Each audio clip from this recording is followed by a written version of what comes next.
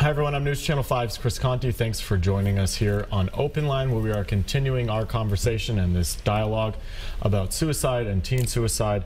With me tonight I have Clark Flatt from the Jason Foundation and Dr. Michelle Fiscus from the Tennessee Department of Health, both of whom have dealt with this issue a great deal over the last few years, over the course of your decades of experience. How have things changed?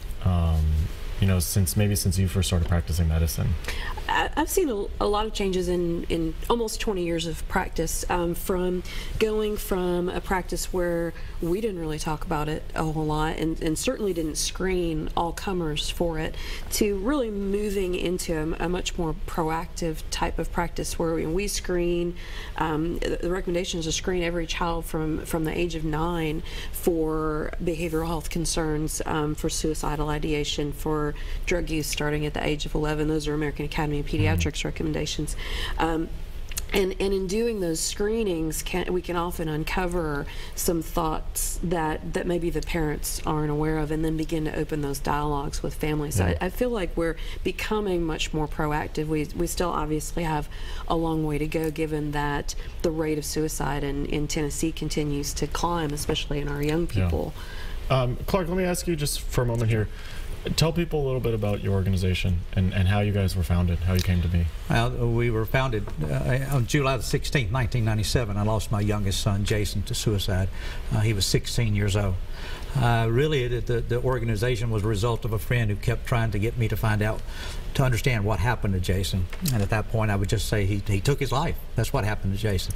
But I still remember it going back to the AOL, when it sign on and have the little line, and I just typed in youth suicide. The first thing that came across was the CDC saying at that time youth suicide was the 3rd leading cause of death for ages 15 to 24.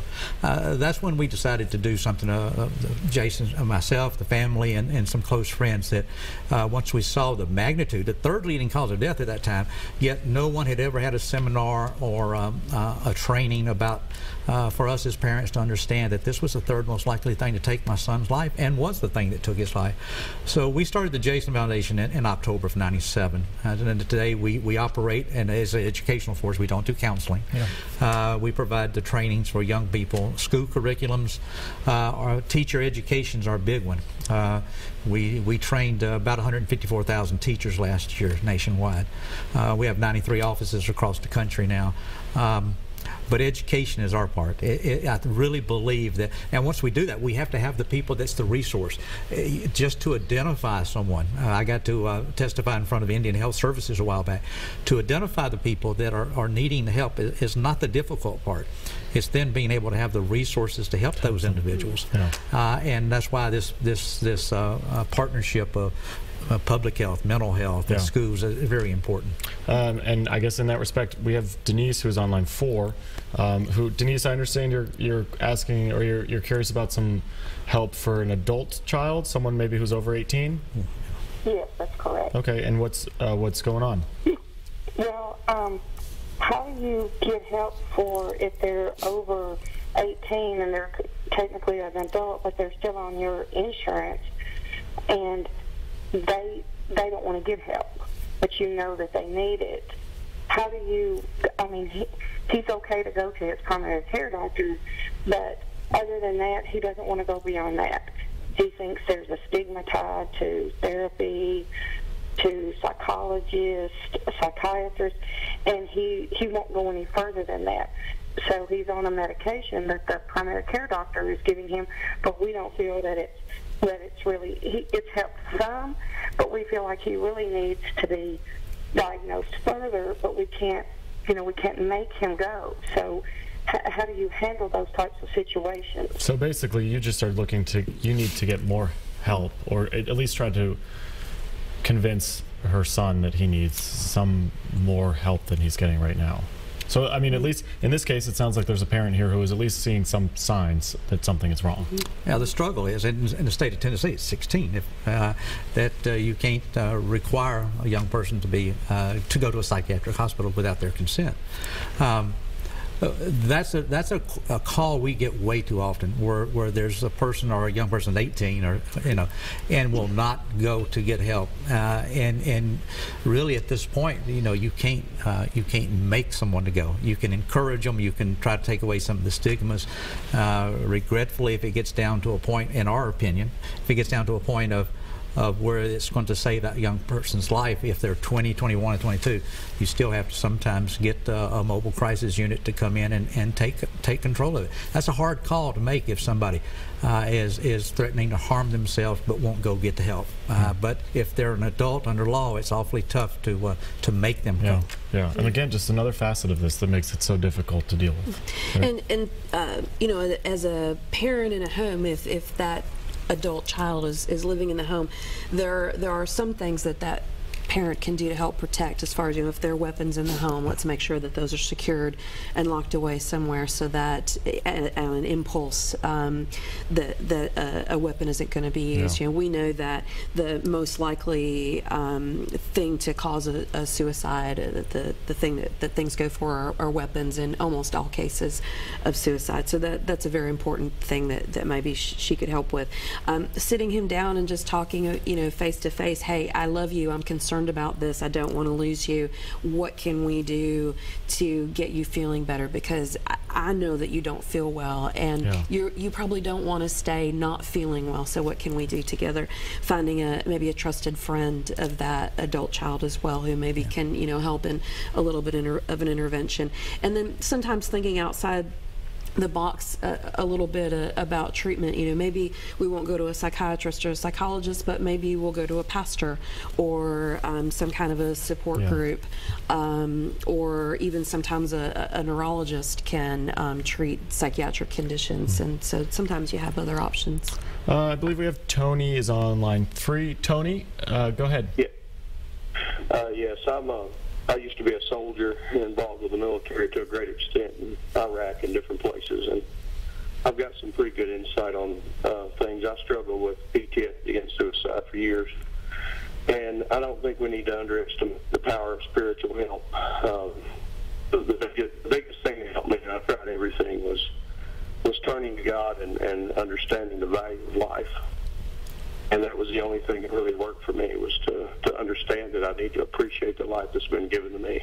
And so there are a lot of different avenues for this, for folks to try to find help or find some way out of this, right? Well, the faith is a big factor. It can be part of it. I think that definitely would never say just to go to counseling, just to medication and things. I think the faith that gives you another very strong resource in helping someone find that reason to reach out for help. And I applaud that individual. We work a lot with the National Guard here in Tennessee, and respect the job that they do and the strain and the pressures they're under.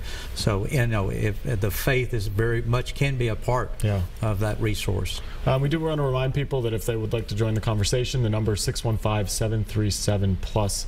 Again, that's 615-737-7587. One thing that I was thinking about when you were talking about maybe keeping weapons locked up, or some kind of maybe keeping methods away, possibly for at least in terms of teens or young kids. Samantha from the Suicide Prevention Network was also talking about there's something in this age group that makes them a little unique in terms of brain development. Exactly. And that part of the brain, when it comes to impulses, hasn't fully developed. Can you talk about that a little bit, and how does that play into this? Right. So there's good science to indicate that that the brain, especially the prefrontal cortex of the brain, which kind of helps with decision making, isn't fully developed until probably about age 26, especially in males. So it's maybe then, based on the biology, not surprising that the largest number of suicides that we see are in males, who can tend to be more impulsive when they're younger. And so if you have some way to end your life that is readily available, for example, a loaded firearm, then in that moment of impulsivity, it's much more likely that you're going to actually take advantage of that situation. So even being able to separate that person for a few minutes from the ability to obtain a weapon can make the difference between life and death in that moment. And I know too, you know, when we were talking to Eli's parents when we were putting the story together for tonight, you know, they were saying that they were sure that in his mind, whatever problems he was facing just seemed mountainous and just right here. And it's so hard, especially at that age, to see beyond that and kind of look forward that, you know, that things maybe are going to get better. Because, I mean, as adults, that's hard sometimes to look at the problems that are facing you and right in front of you and to move past them. So, and as a, you know, as a young person, it can be even more difficult sometimes. Well, yeah, because we've had, time gives you life experiences. By the longer you live, you find out that girl or that boy or that test or getting that car or getting into that particular college or making this particular sports team or that, you know, at that time it is. We can't underestimate the importance that is to a young person. But the pure fact is they haven't lived long enough to see those types of disappointments come and occur, and then life goes on. And so by living life and extending that, as you say, taking away means, anything that you can get from that. Now, one of the biggest concerns we're facing now nationally is the change in age groups. The 10 to 14-year-old age groups is the fastest growing age group percentage-wise since 2007 in the United States. And the means is starting to change with the females. We're going from drugs and down to suffocation. And that's a real concern with us in the prevention field, because it puts a whole new spin on prevention and what we can do to try to prevent this. And this is a conversation that we would like people to get in on here. The number again is 615-737+, 615-737+. We do have a few of you who are waiting on hold, and we will get to your calls in just a moment after we continue this conversation coming up after the break.